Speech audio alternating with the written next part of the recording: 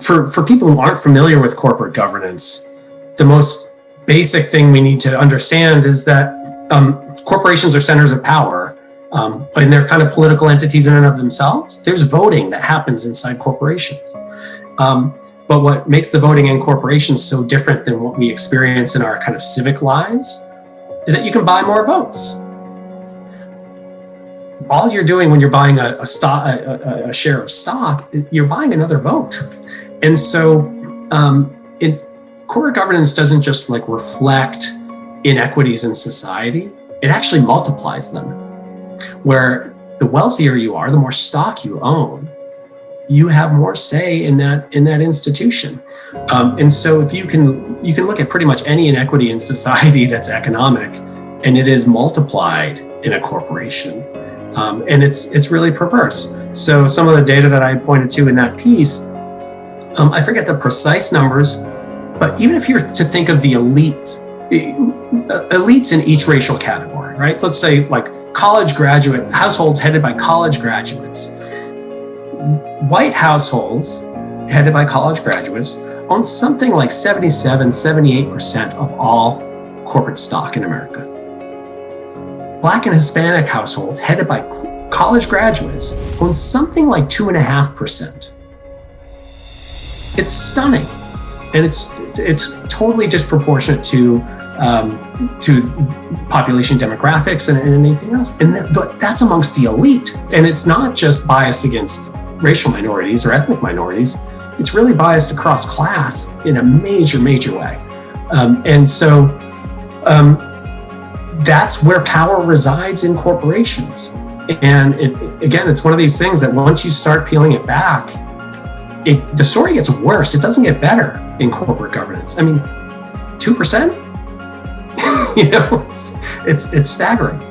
Two things that I said at the end of that piece two questions that I raised were, what would corporate governance look like if we really tried to truly address racism and essentially center corporate power where Black and Hispanic and working people participate in it.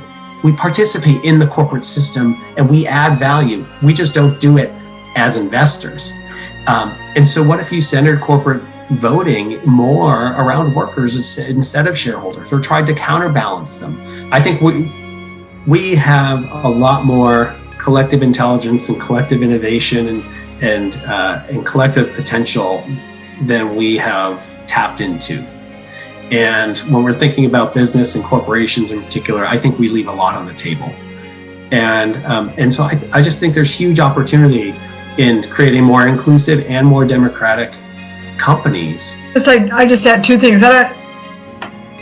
Corporations are not democracies. They're not supposed to be. They're organized for other purposes. The executive and the governing board, they can decide who to listen to. And hopefully they're doing it with a great consciousness about what is absolutely critical to the health of their enterprise over the long haul. And that begins with employees, but it doesn't end there. And the other thing I would say is, we're all a part of this problem. This isn't about, some executive that we wish, that they would do things differently.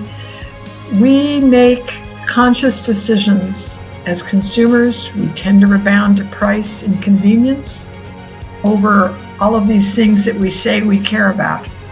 As investors, what do we care principally about is that our 401ks continue to go up.